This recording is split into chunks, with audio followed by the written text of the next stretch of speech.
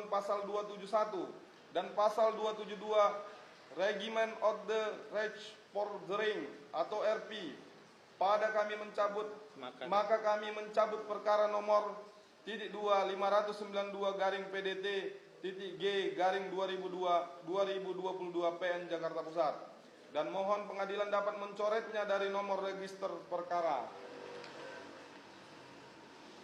Dengan surat pencabutan ini, kami juga menyampaikan izin untuk tidak hadir dalam panggilan sidang tanggal 31 Oktober 2022 mendatang, dan mohon agar surat pencabutan ini dijadikan dasar penghentian proses persidangan. Demikian surat pencabutan perkara ini kami disampaikan. Terima kasih. Hormat kami, kuasa hukum penggugat, Profesor Dr. Haji Egy Sujana SH MSI, Advokat Ahmad Khojinuddin SH, Advokat. Acur.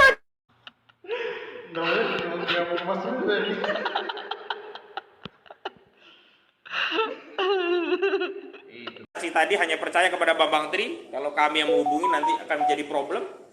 Nah, ini akan menjadi masalah. Dan karena itulah kami mengambil opsi untuk mencabut perkara, dan dengan demikian sesuai dengan ketentuan perdata, kalau gugatan perdata, gugatan perbuatan melawan hukum perdata dicabut sebelum masuk ke pokok persidangan, pokok perkaranya, belum ada jawaban dari tergugat, maka kasus dianggap tidak ada atau case close dengan status kosong-kosong atau seri. Nah, itu yang penting.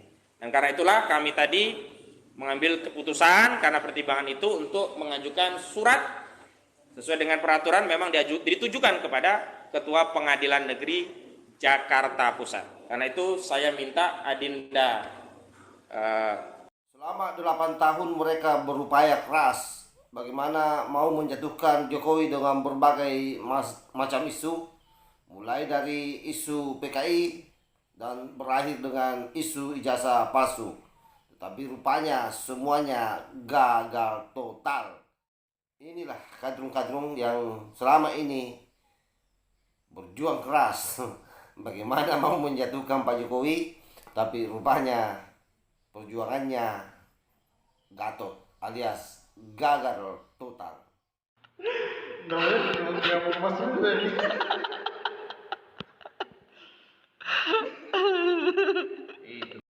Yang waras tidak boleh mengalah terhadap mereka para pencoleng-pencoleng agama yang menjadikan agama sebagai alat politik.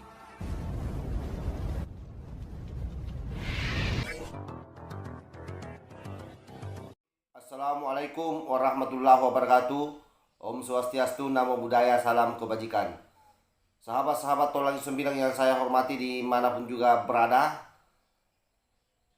kita semua dikagetkan dengan adanya berita di mana para cucungut busuk pada aktivis ex-HTI bersama dengan Egy Sujana yang merupakan salah satu manusia langka di muka bumi yang sesungguhnya dia adalah tersangka makar yang kemarin keluar terus ingin menjatuhkan Pak Jokowi, mulai dari gerakan-gerakannya People Power bersama dengan Amin Rais.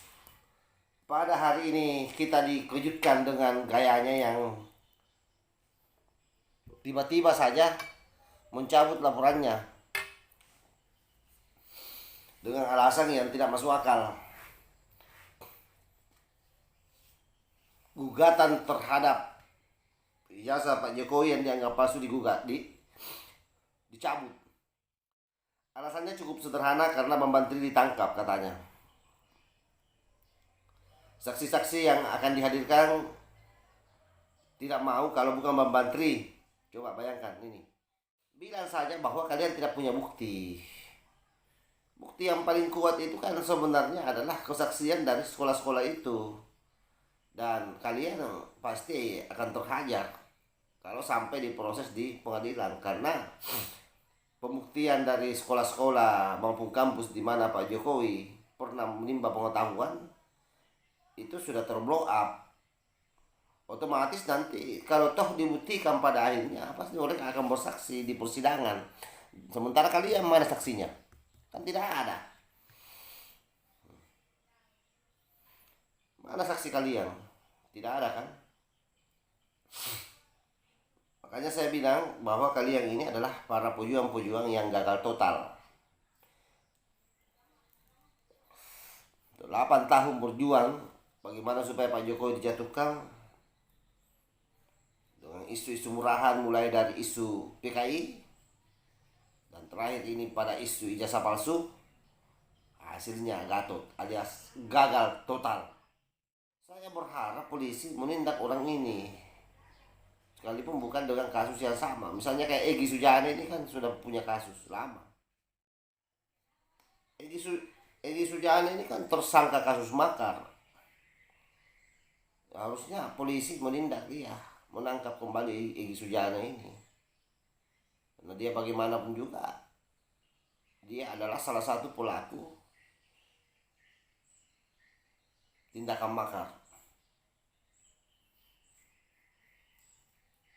Dan Pak Fadil Imran pernah berjanji di awal tahun 2020 bahwa akan mengusut kembali kasus ini. Cuma kita tidak tahu kenapa sampai hari ini kasus ini didiamkan dan membuat dia semakin merajalela. Ini kita tidak tahu apalagi yang akan dia goreng setelah kasus ini. Oleh karena itu, sekali lagi saya tegaskan di sini, Egy Sujana CS, sebaiknya bertobatlah kalian. Jangan selalu merasa paling hebat, paling cerdas. Akhirnya apa? Malu sendiri kan, mencabut gugatannya. Dan akuilah bahwa kalian tidak punya fakta, kalian tidak punya bukti. Sekali lagi, bukti yang paling kuat itu adalah yang dimiliki oleh Jokowi.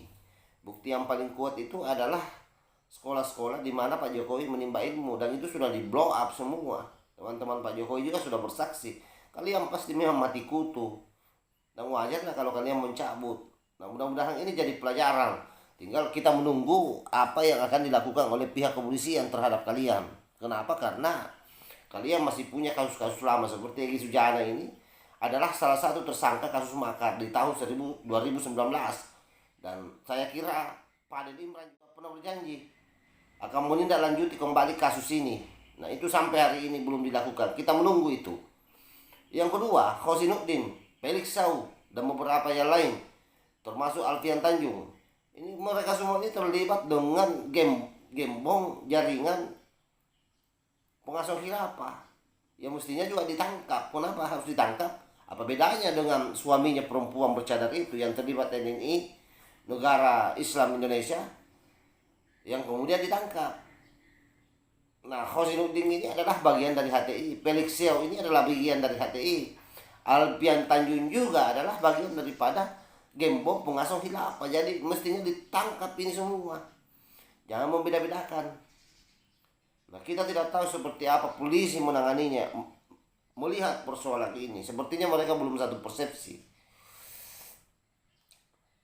Karena itu ke depan, kalau terjadi chaos horizontal, terjadi chaos benturan horizontal antara generasi bangsa ini, yang paling bertanggung jawab saya kira adalah pemerintah. Kenapa? Karena melakukan pembiaran terhadap orang-orang biadab berkeliaran di negeri ini. Wallahul muwaffiq ila aqwamit thoriq. Assalamualaikum warahmatullahi wabarakatuh.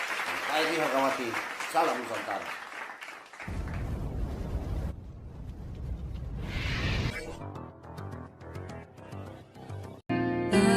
Tanahku yang ku cintai,